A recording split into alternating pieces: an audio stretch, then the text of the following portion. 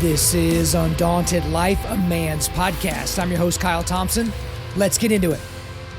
MARKWAYNE MULLIN, I would welcome you back to Undaunted.Life, a man's podcast, but I'm not very happy with you, sir, because I've told you this over and over, that I get to wear the official uniform of Undaunted.Life, a man's podcast, which is a black V-neck. You don't get to do that. You get to wear suits and go to Capitol Hill and scream at people. What's going on? Why are you crowding my territory? Man, I just wanted to show you what a V-neck could possibly look like on a real figure. You know, I wanted to pull it off. This is a Foot Locker black V-neck. V-neck. That's how old this is. I've had it for a long time. What's Foot Locker? That's my point. Is that a thing? Did you go there after you went to Hastings and rented a couple of VHSs and then went to Blockbuster to return your video games? Is that what happened? Yeah, I went to Blockbuster first. Blockbuster didn't have my videos, so I went to Hastings. Yeah. Okay, well, I hate to admit this out loud, and here I am admitting it to my entire audience. You look damn good in that V-neck, MARKWAYNE MULLIN. Maybe you can start wearing that on the Hill. I know y'all actually do have a clothing standard that has now been reinstated, but the V-neck can be pulled off with a suit jacket. Yeah, I mean, I'm just sporting. I'm wearing this, and I'm thinking of you, Kyle. That's what I'm doing. I woke up this morning and I thought, you know what? I want to feel closer to my buddy, and I put on the V-neck, and then I combed my beard. I almost dyed it to just get a little bit more red color to it, but I thought maybe a little much. Here's the thing. Everyone hates you already because you're a Republican. If you were a redheaded Republican, you wouldn't be able to go out in public. So that's just something that we have to keep in mind. But to dig in today, there's really no good way of transitioning to this story. But obviously, the dominant news story right now and really for the entire year is going to be what the Hamas terrorists did in Israel. As of the recording of this, we're recording this on Tuesday, October the 17th. Death count is 1,300 plus. Mostly Israelis, mostly Jews, 27 Americans. There's, somewhere around a dozen. That number changed. There's 30 Americans. Okay. KIA. 30 Americans. Okay. So 30 Americans killed. Last I saw was 14 Americans are still in Hamas custody. Their whereabouts are at least not known to the public, but I'm assuming Delta and DevGuru have a good idea where they are, but we don't know the current status of them in terms of how they're being treated or if they're even still alive. So before we dig into the policy implications and the things that could come from such a story and the American response, just give us your generic thoughts on what went down here about a week and a half ago in Israel. Well, I think it shocked all of us, right? But it's not surprising because when you have, and I'm going to turn this into politics, but I'm going to build to why that's the case. When you have a weak president that is more about appeasement than peace through strength, his policy is appeasement through policy. And it doesn't work in the Middle East. The Middle East has been at war for biblical times. And so when we start talking about what's going to happen there, they only respect one thing, is strength. So you see Iran, who is using Hamas as basically just a ploy. And what I mean by that is they and I don't mean to sound crude here, so please, no one take this out of context. I'm just looking at this as from the world's view with Iran and the implementations of what's going on in the Middle East. Iran was simply using Hamas as an opportunity to kill Jews, at the same time test the American resolve. Exactly. When we pulled out of Afghanistan and was willing to leave Americans behind, which where I stand on that, and then be able to leave our partners and allies behind and literally turn over Afghanistan to our enemy, known terrorist group, the Taliban, and work with them, by the way, on our withdrawal to allow them to take over the government of Afghanistan and take over HKIA, which is an international airport that we basically built, and give them all of our bases on the way out. And by the way, leave them billions of dollars worth of military goods. That people started questioning what our resolve is. And then you take in China is just doing the Belt and Road Initiative, which is trying to undercut the United States every step of the way.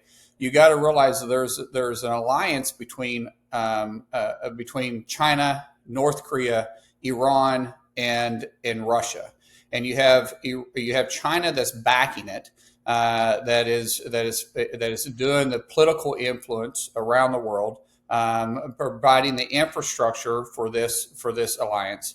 You have North Korea that's providing the weapons, allowing it to be shipped through the black market.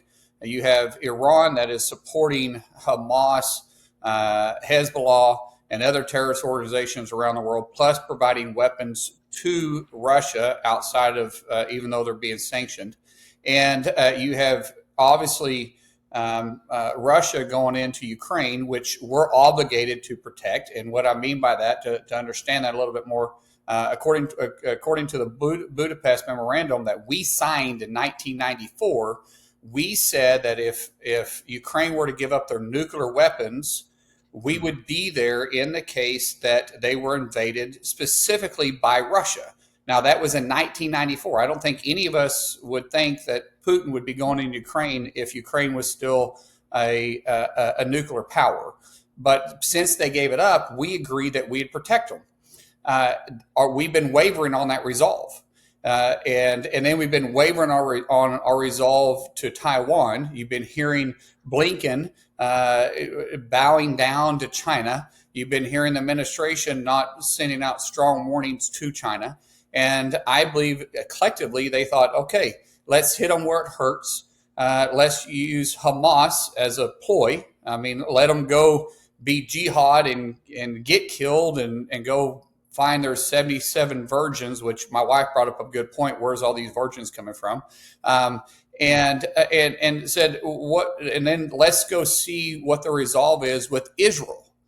What happened though is Hamas took it too far, and because if you go back to 2014, when similar, not the same scale, obviously not even close to the same scale, but when Hamas really attacked Israel and Israel entered into Gaza with a ground force, it was only about 3 days after they entered in that the media and the United States started telling them to back off, hold up, the collateral damage is too much.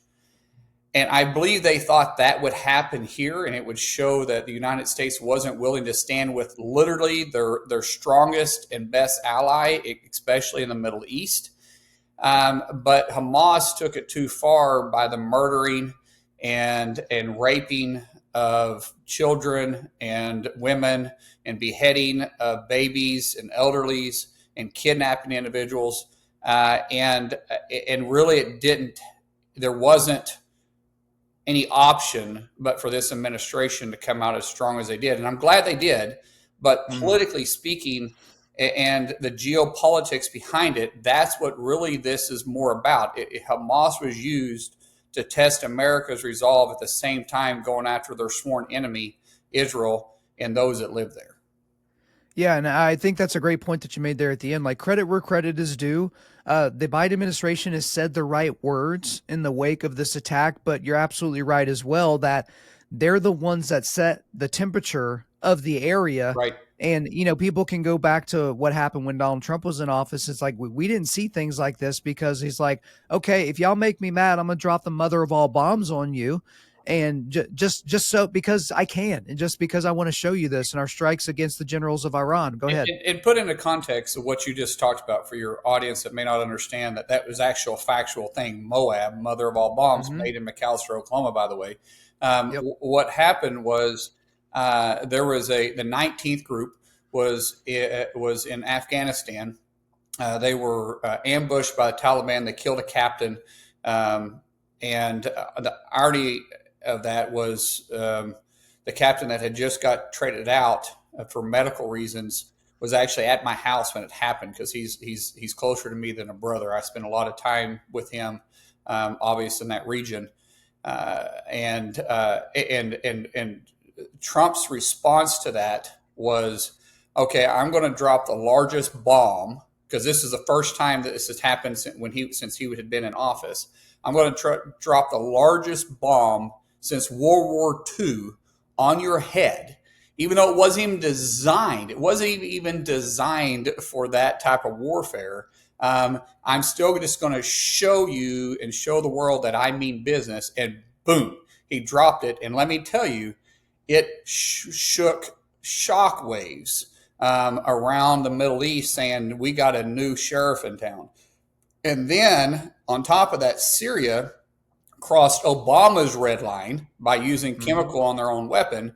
Mind you, at that time, Russia controlled the airspace over Syria. We literally would have to tell, under Obama, we would literally have to tell Syria, hey, or not Syria, Russia, hey, we're going to fly in at this time. Don't shoot us down.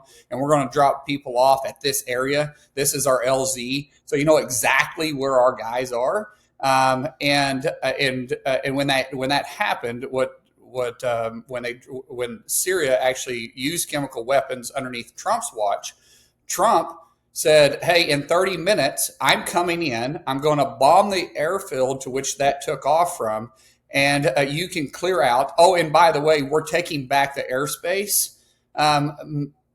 Stop me if you can. And he went in there and destroyed the airfield, destroyed the infrastructure, and we controlled the airspace the entire time Trump was in office. And when Obama came in, or not Obama, Biden came in, we reversed those policies, and now Russia controls it. Yeah, and shock of all shocks, whenever you don't show strength to your enemies, they take you for a fool, and they take you as a weakling. And so they see us as both right now. And so again, the Biden administration, they're saying the right words for the most part and parroting some of the right things. They've moved our aircraft carriers closer to the area, basically as a show of force and support for Israel. But now we have to get to the main question, because yes, like policy wonks, they want to talk about, okay, what type of funding can we give? And are we going to be able to have enough money to support Ukraine and send more Iron Dome protection and different things to people in Israel? And the answer essentially is yes. But at the end of the day, I think what most Americans are concerned about is, okay, if the dominoes start to fall, Mark Wayne, so you have Hamas attacking from the south, if Hezbollah attacks from the north, Israel can fight on those two fronts. However, but if Syria attacks from the northeast, that's another front. And now you have Russian proxy states and Iranian proxy states all in this war, which potentially brings Iran and Russia into direct conflict here with our ally. And then that means we're at war again. So now we're talking World War III, because China and North Korea, as you talked about earlier, they're not going to sit by and wait for the dust to settle in the Middle East. So I think most people are concerned about American boots on the ground in Israel to help not just push back Hamas, but Hezbollah and the Muslim Brotherhood, and who the heck knows, Nigeria and Boko Haram could get in this thing. It could be a real big mess. Where do you see this going? Well, let's back into the funding on this thing first. There's a difference between Ukraine and Israel. First of all, Ukraine was a state that was struggling to support themselves to begin with. They technically weren't fully able to support themselves, and so they are a nation that their economy is wrecked right now. You have Israel. We had a memorandum of understanding that was put in place by Bush 43 that had $9 billion of emergency funding set aside in the case. Now, $9 billion in war doesn't go very far, but it's set aside to immediately do a plus up in the case of a situation just like this that you just described.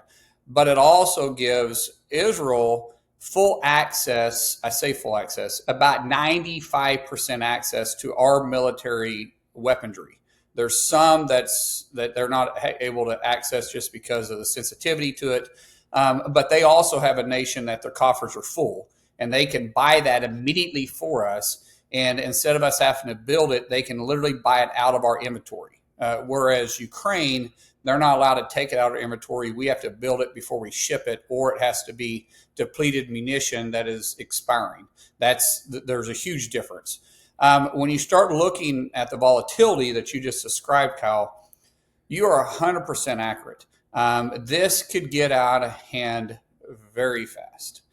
The interesting thing is what happens in the event that Iran and Syria and then Russia gets pulled in. China at that point would probably take an advantage when we're literally fighting two fronts. Russia couldn't come in and fight in the Middle East. They would be focusing more in Ukraine, using that as an opportunity for a full-fledged and full all out fight, knowing that we would have to focus a lot more into the Middle East. So what would end up happening is our partners in Europe would have to take that fight on essentially. You could be seeing the real reminiscent of what World War II looked like. We would be focusing more in the Middle East and the Pacific, which is where we would have to put some of our attention to. I would think that just because Iran is not well liked in the area, because they understand from UAE to the Jordanians to Saudi Arabia to even Qatar, they all know that Iran is the bad actor, but not one of them was willing to fight them alone. However, if Iran were to go all out and the United States was there, I believe you would see UAE for sure. UAE, remember, they're the only Muslim nation that fought with us side by side in the war on terror. They were in Afghanistan. They lost people in Afghanistan. They fought there the entire time with us. Even the president, MBZ's 4 sons fought over in Afghanistan. One was wounded twice, so they weren't just sitting there observing, they were in the fight. You would see Saudi Arabia, who would have a real questionable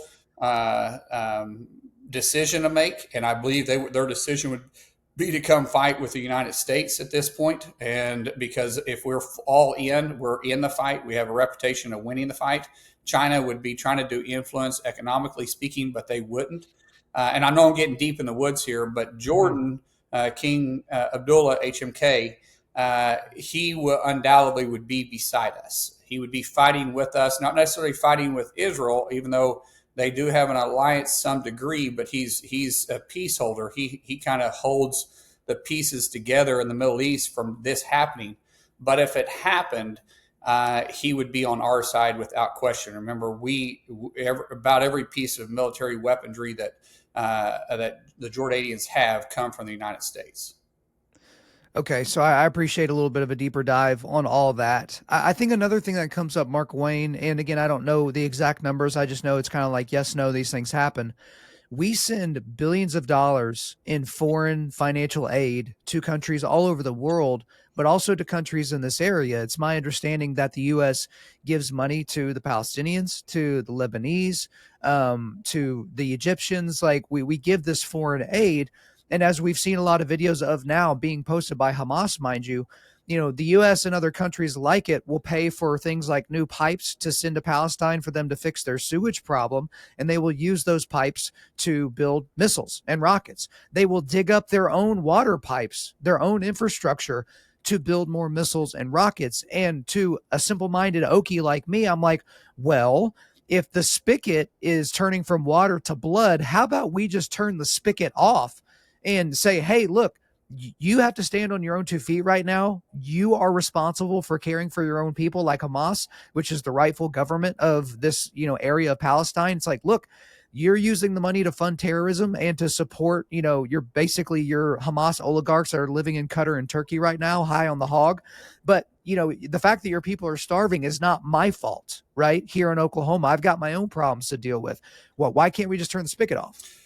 Well, we would, in the fact, if we were to go out in an all-out war were to start, we would. I would caution, and first of all, I don't think we should be funding governments that aren't friendly to the United States. Anyways, you never can buy your friends. Right. I mean, oh man, we all know that. Yeah. However, it's been it's been I wouldn't say tradition, it's been the history of the United States to do this for our interest. For instance, the reason why we send money to Pakistan is right now that's really the only place we can operate out of. And so there's I look away, you look away, but yet we still have this place to operate out of that's next door to a country that we should still have Bagram. If we would have Bagram, we wouldn't have needed them. But since the Biden administration gave up Bagram Air Force Base, we now have to operate out of someplace. And so we do it underneath humanitarian aid. USA aid is technically where it comes from. Some of these other countries the same way. Right now, if we were to pull all that back immediately what happened would China would backfill us. And then that would even cause a bigger issue. Now, if a war were to come in, they would be more bolden to probably do that, knowing we'd pull back the funding, because China would be back over here saying, we're going to backfill you with yen currency rather than dollar currency. And it's not typical. It's very tricky on how we have to move forward here. But when when the dust all settles, and we really start finding out where the intel reports are at, we start finding all the roads that were connected here to Hamas being able to pull this off, and all those actors that was involved in it. I think you're going to start seeing a reshuffle on how we use our foreign dollars. Okay, that would certainly be a good thing. And I think everybody's on the same page here, Mark Wayne, that everybody wants, and everybody that's a praying person is praying for peace in the Middle East. But as of right now, the only way that we get peace in the Middle East is if Hamas is annihilated. That's the only way, because we've already sent our warnings to everybody else, but that has to happen. That's not 100% accurate. You can cut off the tail of a snake and it still lives. You got to cut the head of the snake off, and the head of the snake is Iran. So you can totally annihilate Hamas. Hamas is an actor that's the size of a single garden snake. When there's a pit of vipers over in the corner, Hamas is just a point of convenience for Iran. Iran is the head of the snake, and if you're going to eliminate those that are sponsoring the world on terror right now, it's not even questionable who that person is, and it's Iran. Okay, so yeah, I'll accept that, of course. But what the hell do you do with Iran? Because obviously we saw the people in Tehran, they're there in their government facility as these attacks are taking place, and they're chanting death to America, death to Israel, kill the Jews. And, again, a lot's been made about this, and rightfully so, that 2 weeks before this attack, the Biden administration releases $6 million in supposed aid funds that was going to be handled by Qatar, which I don't think we can fully trust, but that's just my opinion. But we allow them to control this aid funding. Everybody knows that money is fungible. And so it's like, well, yeah, hey, don't use this money to kill Jews. It's like, okay, we won't use that money to kill Jews. We'll just have saved this amount of money to where we can use our own funds to kill Jews. But how in the world do you deal with the Iran problem while at the same time understanding that they hate Saudi Arabia? Saudi Arabia was close to establishing, ties with Israel, or at least, normalizing relations with Israel. That people don't fully understand the Sunni Shia, Muslim divide. They don't really understand all that. Like, I'm absolutely at a loss with how in the world you deal with the head of the snake. You have to go through the economic side of it. You don't want to invade Iran. I really will say that, because then what happens? So we topple Iran. We saw underneath the Biden or Obama, Biden, and Hillary Clinton time, when they had the spring offense and they were toppling all these world leaders in the Middle East, how well that's worked out. It had been complete disaster. So if you went into Iran, do we really want to take that responsibility on? I'd say no. But what you can do is you can do the same thing that Trump did: is you isolate them, you squeeze them, you make them, you destroy their economy. When the Biden administration came in, they released a lot of the sanctions that was put on them, and wasn't allowing them to trade oil on open markets. They were having to trade them on black markets, which means that they were selling it way below what crude cost was. As of this year alone, they've already sold $800 billion worth of oil on the open market. They're selling it for, in some cases, actually above crude prices. And then they have the sanctions that was put on them for trade with food, with supplies going in and out of the country, with materials, such as material being sold to Russia right now for the war on Ukraine. We can isolate them almost completely to where they only have goat trails and donkey trails to be able to get products in and out of their country. And then you allow the people decide if that's the regime they want to keep in place. If you remember, during the Trump administration, the people were getting very restless in Iran. They Right. were rioting. They were standing up against them. Even when Biden came in, they started standing up still yet. And then as the country became a little more wealthy, they were able to buy people off, and the world kind of turned a blind eye to it. So you're going to have to squeeze them into submission. Okay. Yeah, I like that. And that gives me better ideas as to what we can potentially do there.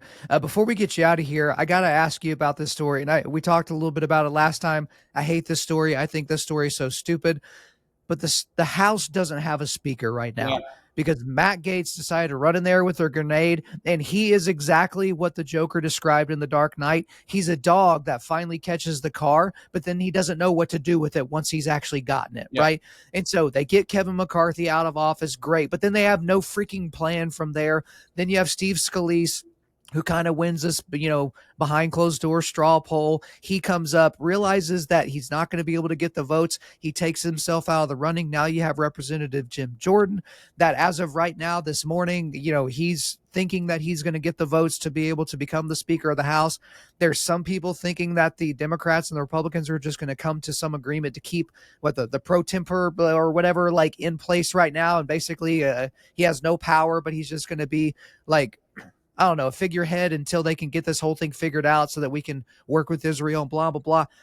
This feels like the biggest unforced error for Republicans right now because the Democrats look so bad. Biden looks so weak. And here we are talking about Republicans that just can't get along and play nice. These people that are rhino hunting, I don't understand these people. These prominent conservative commentators coming out. Yeah, get all these rhinos out of there. And if you don't like the people we're for, then get out. It's like, great. That's step one. What about step two, guys? So what's your read of this situation? Well, first of all, that's a lot to unpack there, Kyle. So let's hit the rhino part of it first. These individuals, they go out and they accuse to be rhinos first. They represent districts that Matt Gaetz could never be able to get elected in. They represent districts that I couldn't get elected in, right? So I would rather have a Republican that will vote with me 80% of the time than a Democrat that's going to vote with me, a vote away from me 100% of the time. So you have to make that decisions. Oklahoma is unique, but a Democrat in New York faces a different challenge as the same thing than a Republican from New York does. And a Republican from California is going to face a different constituent base than Tom Cole does in Oklahoma City or Stephanie Bice does in Oklahoma City. So you got to understand that the ones that we like to call rhinos, a lot of times they're the majority makers. They're the ones that keep the gavel out of Nancy Pelosi's hands or takes the gavel away from Chuck Schumer. So you got to figure out what you want there. You talk about somebody like Matt Gaetz. Matt Gaetz isn't a Republican. Matt Gaetz isn't about principle. Matt Gaetz isn't about policy. Matt Gaetz is about self-promotion. It's about himself. And the same thing with Tim Burchett, the same thing with Ken Buck, the same thing with Bob Good, Andy Biggs. I could name all 8 of them. And these are individuals, they literally worked with 208 Democrats to oust the Republican speaker with no contingency plans. They did it because they wanted to be on CNN. That was it. They just wanted an opportunity to have fame. And I say up here all the time, people hurt you a lot to gain themselves a little. But since this has taken place, what have we missed? What's the opportunities? Because of this rogue group of 8 Republicans working with 208 Democrats to oust the Republican speaker for the first time a speaker has ever been ousted in history. What happened? Well, we had Hamas attack Israel. We've allowed ourselves, the Republicans, to be irrelevant in the conversation because Speaker McCarthy was the only Republican voice we had out there, completely irrelevant. You've seen Joe Biden's number now jump by 4% because they seem to be strong on Israel, and Republican is being quiet on it. You've seen AOC and the squad, Tlaib, Omar, Bennett. You see these individuals go out there and side with the Hamas, and we should have been immediately taking a resolution to the floor to censor them, and we didn't, and we would have put the Democrats in a very tough position.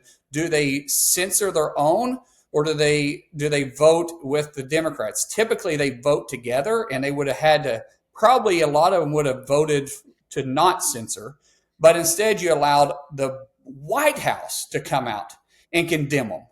Once again, lost a huge opportunity that we may not recover from, and we still don't have a speaker as we speak. Although today, I do believe, Kyle, that Jim Jordan will get the votes. He's going to go to the floor without the votes. Right now, the first vote, he may have to go 2 or 3. He may get it on the first one. As of right now, he's about 10 away from getting there. I talked to him this morning, talked to him last night, talked to him yesterday, and he feels confident he's going to get there. I've been talking to his whip team. They feel very confident they're going to get there. So I would be real surprised by the end of the day if we don't have a Republican speaker in place. But we've already missed the opportunity. I mean, you can't. It's really hard to go back now and censor the squad, and it's really hard now to get in front of the Biden administration on this. We've lost golden opportunities here.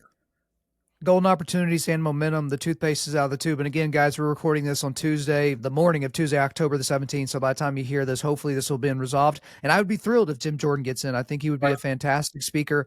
The one last question before you go. The reason why McCarthy was able to be ousted so easily was because in order to gain the speakership, he did some sort of deal with whatever they call themselves, the Freedom Caucus, the Dork Squad, whatever they call themselves. But like, is that going to be something that is not going to be part of this? Because I don't want us to be a few months down the road, these, handful of idiots don't like what Jim Jordan's saying or doing, and then they just oust him like they did McCarthy. Well, so what you're referring to is the motion to vacate. It's a rule that's been put in place for decades and decades and decades, where any member of the majority party, actually any member of the House, period, but usually it comes from majority party, could put out a motion to vacate. And enforce a vote on the speaker. What happened when Pelosi got in place, she changed the rule to where it had to be the majority of the majority to be able to do that. Because remember, she just barely made the vote to begin with. And so she changed the House rule that the majority of the majority had to put out the motion to vacate before it was able to come to the floor as a resolution. McCarthy was going to leave it in place. The Freedom Caucus, specifically Matt Gaetz, said no. Then, because this was his plan all along, then he said, okay, then let's do 30% of the caucus. Let's do 20% of the caucus. Let's have 5 members. It takes 5 members. It takes 8 members. Matt Gaetz was persistent on saying 1. He wants to take it back to 1. And by the way, Lauren Boebert was there too. Lauren Boebert did not vote to vacate the chair, by the way. But he was like, we want 1 in there because this was Matt Gaetz's way to get back to fame, to throw a punch or to just state the facts, whichever way you want to interpret it. Matt Gaetz was a very popular member when he first came to Congress because he's got a silver tongue. The guy can speak well and he can articulate very obviously a lot better than I can.